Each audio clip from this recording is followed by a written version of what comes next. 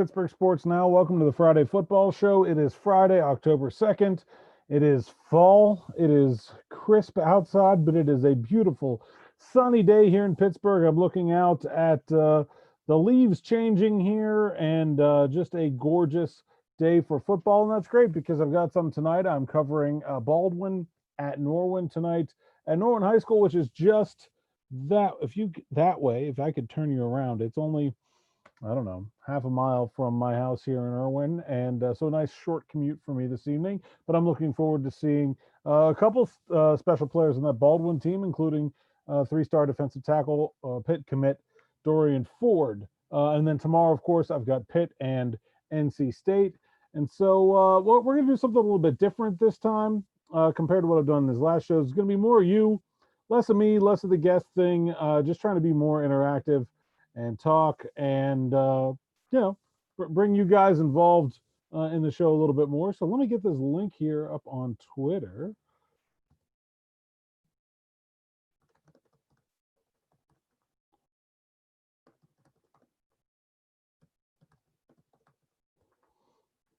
And the first thing I got as far as a question or a comment or something in that ilk was on Twitter. Now I got to find it. Was from Wani Apologist Jack on Twitter, which is funny because nobody has to apologize for Wani anymore. Everybody loves him now, right? He's like everybody's favorite football coach at this point. But there was a time in which being a Wani apologist, of course, was a real thing. Jack wants to know if the methodical run first NC State offense is who you aired out against. Maybe last week's conservative offensive approach was to prioritize keeping the explosive Louisville offense off the field. Yeah, I think there's something to that, Jack. And, I do think that Pitt's offense is just conservative by nature, right? I mean, they're just not the kind of team that they don't want to turn the ball over. They want to keep their defense off the field. Those are priorities 1 and 2 when Pitt's offense is on the field, and scoring points is priority 3. And that's why they've, been the kind of offense that they've been, sort of regardless of who the offensive coordinator has been for the last few years. Even when Pitt had Matt Canada and had a much more dynamic offense in 2016, if you think about that offense, it was still a fairly conservative offense from a play calling standpoint. They got big plays, but it's not like they got big plays throwing the ball down the field all the time. They got big plays because they used their combination of motions and shifts and the scheme to get guys into good places. And then they had a couple special players like James Conner who could run away from people. But I mean, even if you look at that Clemson game in 2016, they got a big play on a fullback wheel route. They got a good big play on a shovel pass to Scott Orndorff. It's not like this was, some sort of aerial circus offense that Pitt was running, even then when they scored the most points in program history. And so I just think that sort of conservative play calling that we saw last week against Louisville, that is just sort of the nature of this Pitt offense. That is what they're going to do. They're going to try to build those long drives, keep the defense off the field, and hold on to the football. I do think within that paradigm, they can probably be a little bit more aggressive than they were last week. And I definitely agree with your premise that part of that was a definite fear of that Louisville offense and certainly a well-founded one, as we saw what Louisville can do with one play. When they go up the middle for 75 yards. I mean, that's not an offense that you can give many possessions to. And so another thing is not only does it keep your defense off the field, but when you play a ball control offense, it limits the total overall number of possessions in the game and gives an offense that has an explosive playmakers like Atwell, like Hawkins, it just limits the total number of chances they get to break one loose. And so, yeah, I think that game plan was pretty well tailored to playing against Louisville last week. But I don't really expect them to strongly deviate from that against NC State just because that wasn't really that much of a deviation for them. That's who they are. That's what they want to do all the time. And I will expect that Pitt is still going to try to run the ball. I'd expect that most of Pitt's passes are going to be in the 0 to 7 yard range, especially a lot of the stuff to Jordan Addison, stuff to the tight ends, stuff to the backs out of the backfield. That's going to be, the bread and butter way they move the chains. And then if they can get a big play, maybe from a Taysier Mack like we saw last week, they'll certainly look to add those, but they're going to be conservative about it. They don't want to turn the ball over. I think to me, I had Jonas Pope from the Raleigh News Observer on the channel earlier this week, and if you were on YouTube, you can check it out right after this. It was actually a great interview. Jonas is great, new to the NC State beat there in Raleigh, but a great follow on Twitter as well if you're looking for some perspective from the other side. And we kind of talked about how NC State wins this game, right? What does a game look like if it's an NC State win? And we both agreed that part of it has to be Pitt turning the ball over. That's the only way they're going to stay in this game is if Pitt makes big mistakes. Otherwise, Pitt should just easily be able to grind out a win. It may not be pretty. I'm not sure I love the 14-point spread, but I think this is the kind of game where Pitt can just kind of lean on them for 4 quarters and sit on the football and lean on that strong defense to get them a couple big plays. And they don't really have to do that much on offense to win this game. And I know that's not what people want to see. Mike Vukovcan wrote a very, very good column on the site today. Make sure to check that out at Pittsburgh Sports Now about ways he thinks the offense can be more dynamic. It certainly is going to need to be more dynamic than it has been at some point this season in order for Pitt to continue winning games. I just don't think this week is that week. Maybe do they want to try some things? Yeah, maybe. But we've seen from Pat Narduzzi over the years a significant reluctance to put stuff on tape that he doesn't have to. If he doesn't feel like he needs to try anything to beat NC State, and I don't think he should, then he probably won't. He'll probably keep that stuff in his back pocket for Notre Dame in a couple weeks, or Miami, or something like that. A defense that will provide a sterner test, or an offense that will make Pitt keep up with it.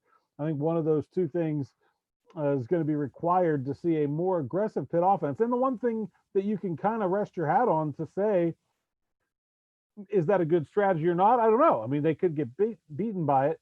But the one thing you can kind of point to in Kenny Pickett's career is he's been wonderful in the fourth quarter when trailing. I wrote at the end of the season last year, Kenny has the most fourth quarter, last 2-minute game-winning scoring drives in Pitt history with a whole season left to play. And yeah, I mean, some of that is the fact that Dan Marino wasn't behind very often, but there's a lot of other quarterbacks in between those two guys that were behind an awful lot.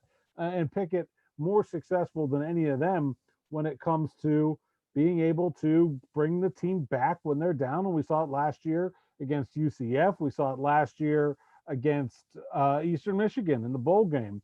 And so, yeah, I think that's, something that Pitt feels like it can depend on if it has to, but they're not going to want to go down that road unless they have to. They're going to want to not turn the ball over. They're going to want to keep their defense off the field, minimize the total number of possessions in the game. And that's what you saw against Louisville. I expect that you're going to see more of the same. It's just not even as good of a defense as Louisville's. I think North Carolina State's defense is really poor. They don't tackle very well. I expect Pitt to be able to run the ball straight ahead against them pretty easily. Should be interesting to see who plays at running back. Pat Narduzzi said that A.J. Davis is questionable to play. I'd be more interested, honestly, in a Daniel Carter type against that 3-3 stack. I'd really like to see somebody running straight ahead at it, full speed. And don't get me wrong, Vincent Davis is a valuable back and probably going to get the bulk of the load. But I think a more physical change of pace would be good. So whether that's A.J. Davis, whether that's Todd Sibley or Carter, someone like that could play a big role. And Mike Vukovcan advocated for Israel Benakenda getting a bigger role in the offense. I would take it slow with him. I think most freshmen have a hard time with the blitz pickups, and the 3-3 is a notoriously difficult defense to diagnose where the rushers are coming from. Even when it's not a blitz, it's just a 4-man rush. You don't know where that fourth guy is coming from, right? And they can, if it's a zone blitz, they can drop a defensive end into coverage and bring an extra one of those linebackers, and it can be very difficult to see where the rush is coming from. And I think that's really hard on freshman running backs. So I think this is the third straight week they're going to see one of those defenses. Both Syracuse and Louisville feature a 3-3. And so I think, one, that'll be good for Abanikanda in that this is his third week of doing it in practice, after I'm sure they didn't really practice for it all that much during training camp. And then also, he's been sort of slowly progressing in his touches and the amount of the offense it seems like he has access to. And so I would expect a similar role, at least, if not a slightly larger one, but I wouldn't expect him to get 25 touches or anything like that just yet. Very special player, and obviously has a very bright future. And so, uh, yeah, that's what I've got there. Let's see. We need some more questions. Um, do I have any on YouTube? We need YouTube chatters. We usually have Steelers YouTube chatters. Maybe I need to find one of them. Um,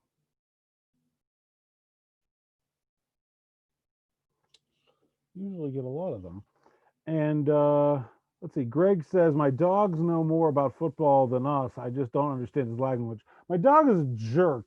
I put my a Bo, who is my coonhound, on Twitter there, and yeah, he's just loud. He's not actually a jerk, but he barks a lot.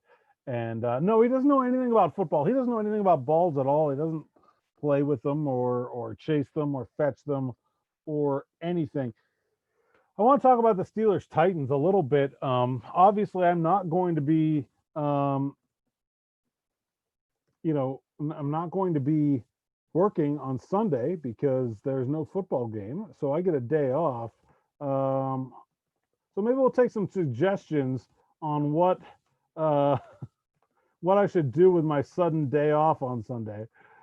Uh, but Steelers are off 4 days now. So there won't be a lot of news coming out of the South Side as the players are at home. They're not leaving the city, but they because they have to come back for testing every day. But they are home and resting for these 4 days. I'll get back to work Monday or Tuesday. I'm not quite sure. Mike Tomlin said they had a bonus day scheduled for Monday, but I think they have to get 4 days in a row off by the CBA. So it wouldn't surprise me if they don't get back to work until Tuesday. Um, and it's Alan Cole, who is our PSN contributor down in Atlanta, says if I could get in a time machine and have a credential for one game in college football history, what would I choose to cover? That is an outstanding question. I don't have like a built-in answer for that. There isn't one I kind of go to. My guess is that it would be a Penn State game. To me, that is always the sort of rivalry that was the biggest game in my family's life growing up. Right? I mean, I had family on both sides of it. Um, my mom went to Penn State. Her both of her brothers are big Pitt fans, and so it was a big deal in our family. And so I would think one of those, one of those ones where the teams were, sort of equally highly ranked when that game was really something. Maybe 76 when Pitt won here in Pittsburgh 24-7, or maybe that 15-13 game up in Happy Valley the next year. I don't know. One of those maybe, or also, the one thing that I've never done, and it doesn't require a time machine necessarily, but I've never covered an Army Navy game, and I've always wanted to cover an Army Navy game. And if I could do it back when, the game was a bit more relevant to the college football landscape and not just this sort of one-off thing, but actually a game that a lot of people wanted to see, and was relevant for a national title and things like that. I think that would probably be a pretty solid one. I'm thinking, and I don't know the history there well enough. I don't know when exactly I would have to go back to, but I mean, Roger Staubach comes to mind in that era as a time, probably the most recent time in which that was the case. But something like that would be special, I think, in any era, but specifically in those eras when it was a nationally relevant game. That is definitely highly, highly up there on my to-do list as a college football reporter. Got to make it happen one of these years. I write about it almost every year at PSN. Some of my favorite stories are those Army Navy stories because it's just a different way to tell a story and to find something, and I enjoy it greatly. Oh, what else we got here? Oh yeah, I was talking Steelers and Titans, and a lot of talk about the Steelers getting screwed on their schedule. And I don't know. I wrote on Twitter yesterday. I think that's a bunch of baloney. It is what it is. They don't ever have any control over their schedule. It changing shouldn't really make any difference to them. The schedule as it is easily could have been the schedule as it was handed down to them by the league in April, and they would just be dealing with it. And no one would know or care that they had a week 4 bye and they played Baltimore in week 8 and coming off of Baltimore, whatever. It would just be the schedule. You don't have control over the schedule when it comes out. You don't have control over the schedule when it changes, and it doesn't matter. You have to win the games. They're all still the same teams. Nothing changed. It's just a different order. It doesn't really matter that much. I thought Mike Tomlin was spot on when he said, "We do not care." And I think that's not only, obviously, he meant it. I mean, coaches say all kinds of stuff, but when you give that sort of definitive answer, there was some feeling behind it from Tomlin. And yeah, yeah, I think that was a little bit overblown. And then, they get to continue their hot start to the season here, not to say that you want to avoid somebody, but Tennessee looks pretty good right now. That was going to be a good game, but also they're now going to go to play a Philadelphia team that's not nearly as good. They've got Cleveland, who doesn't look very good. They could very easily be heading into the meat of their schedule here. They could be playing the Titans at 5-0 instead of playing the Titans at 3-0, and so I'm not too worried about it. I wouldn't worry about it, and I'm not worried about the Steelers at all. I think they're in a very good spot through 3 games this year. Norm is a wonderful Twitter follow. If you're not following Norm, at Pro4 with a 4 mints, Norm, generally good with a GIF. Norm has the child from The Mandalorian with a tall frosty beer in his hand as his suggestion for what I should do with my sudden time off on Saturday. I have is the second season of The Mandalorian out yet? Because I watched the first season and it was very good. Now I need to know when the second season, October 3rd. See, that doesn't help me. We get another month. And I'm not going to rewatch it because I kind of just watched it. So yeah, and as far as beer, I can't drink a lot of beer anymore. I've got a medical thing that I can't drink a lot of beer, but I will probably have a couple cold drinks of some way, one or the other, this Sunday, given my day off, and maybe I'll throw some coins at some point spreads as well. That's usually a good way to pass the time. Alan, agree on Army Navy. He says Georgia Tech beating Cumberland 220-0, just because I need to see what that looked like in the flesh. I am not familiar with this game. I'm going to have to bring it up here. I'm going to bring up Georgia Tech Cumberland and see what the deal is. 1916 Cumberland versus Georgia Tech, 220-0. I don't even know how that's possible. Yeah, so 63 points in the first quarter. 63-0 at the end of the first quarter. Wow, that's impressive. October 7th, 1916, 2 years before the Spanish flu epidemic that we've been talking about so much in this season that's similarly impacted by pandemic. And in 1916, of course, Georgia Tech, coached by John Heisman, finishes 8-0 and I believe wins the national championship, right? I think so. And Georgia Tech was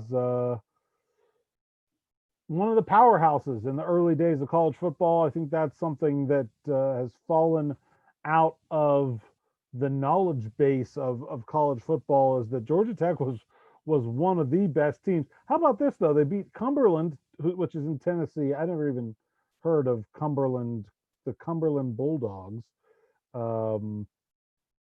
Cumberland College, which is now Cumberland University, and is in an NAIA affiliation now, and they're now called the Phoenix. They're not the Bulldogs anymore.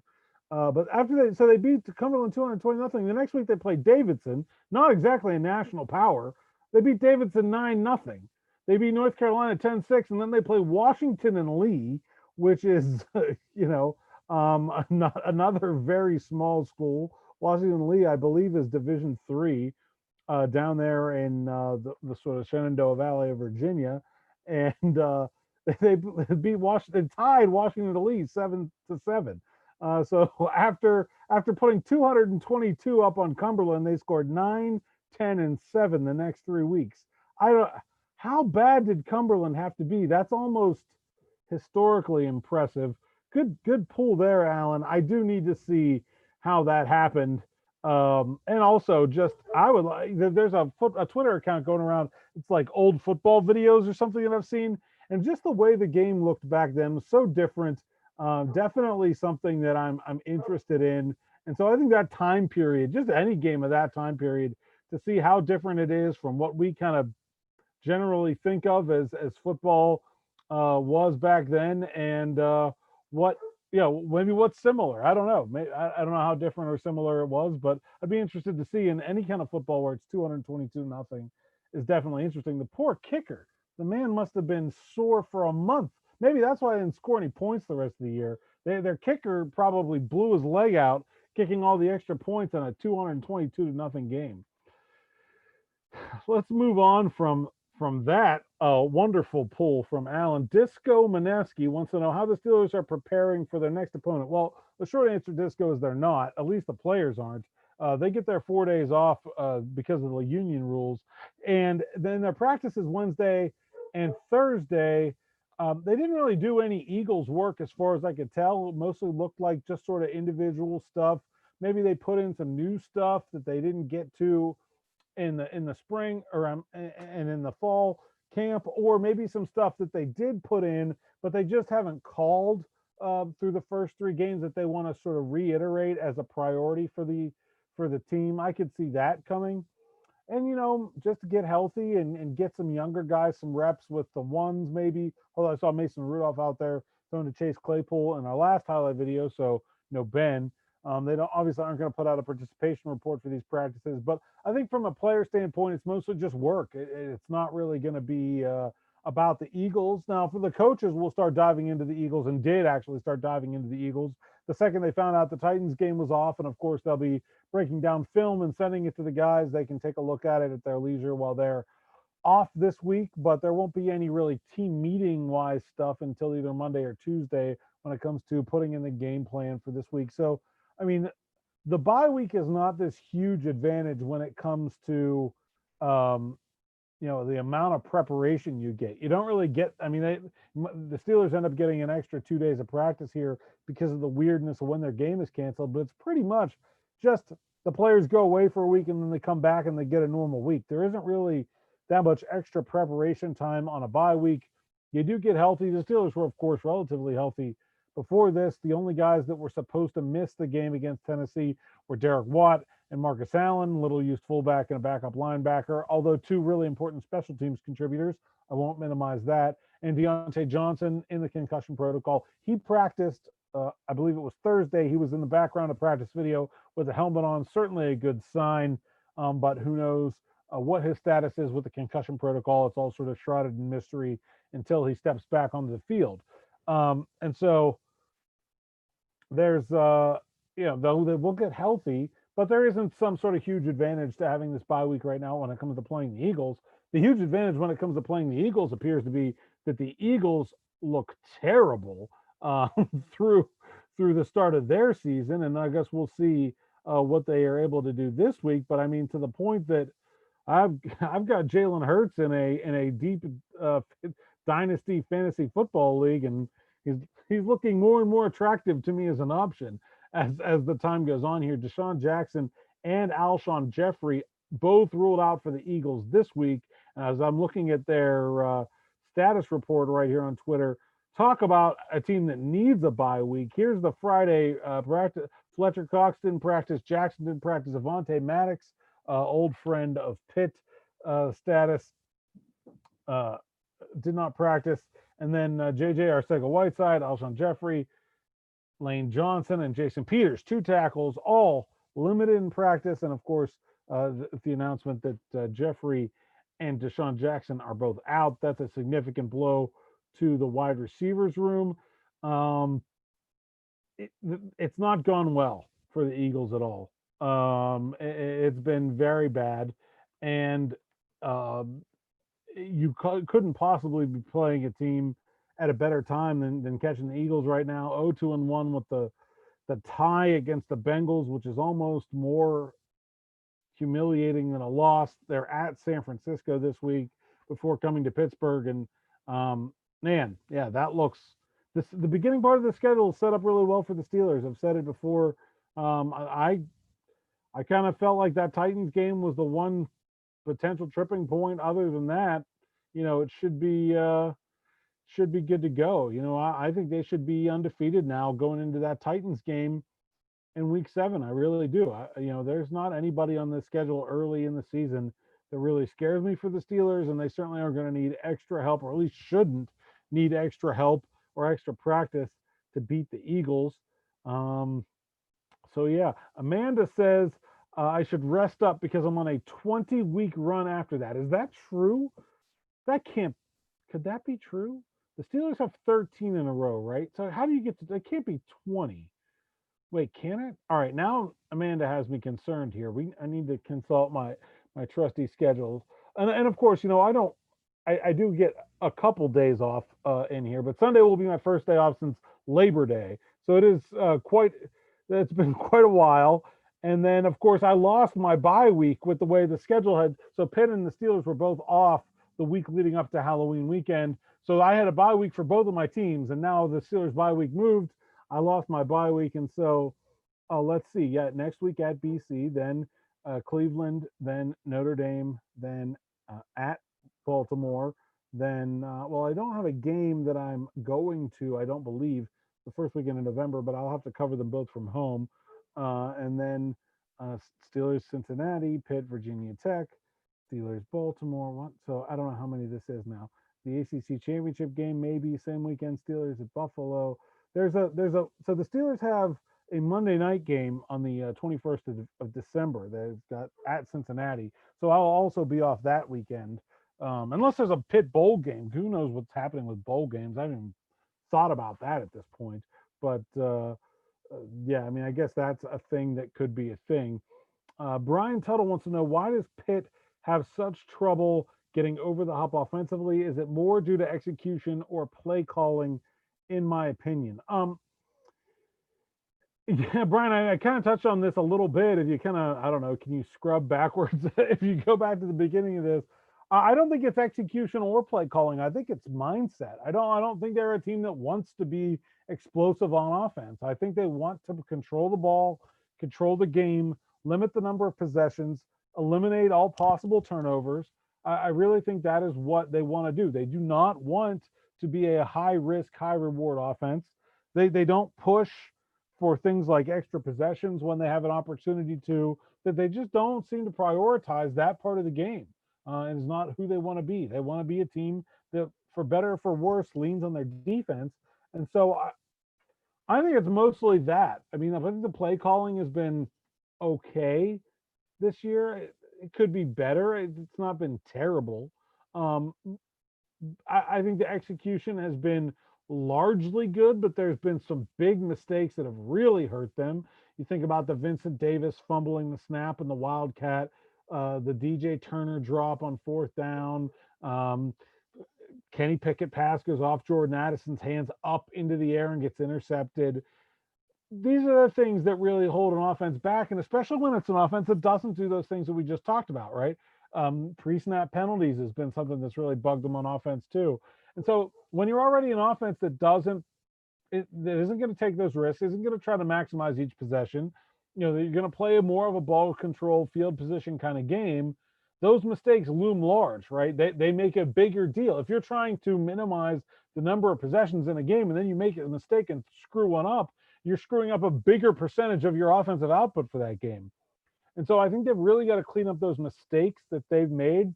It is, Pat loves to say it's not about what they did, it's about we did. And sometimes it's true and sometimes it's crap. It's definitely been true about what's held Pitt's offense back this year. I do think the play calling could be better, but to me, mostly it's been the strategy, just the fundamental part of what this offense is.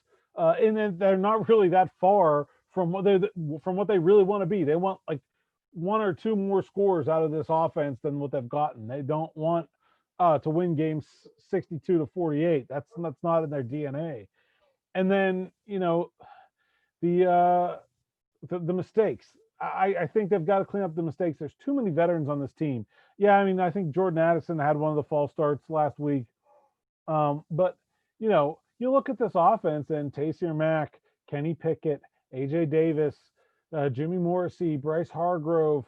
There are experienced guys. DJ Turner's a fifth-year senior. Trey Tipton is an experienced guy. There are some younger players mixed in, but it's by and large a very, very experienced team. To me, to be having that many mistakes on offense is problematic, and it doesn't necessarily have to be anybody's fault per se.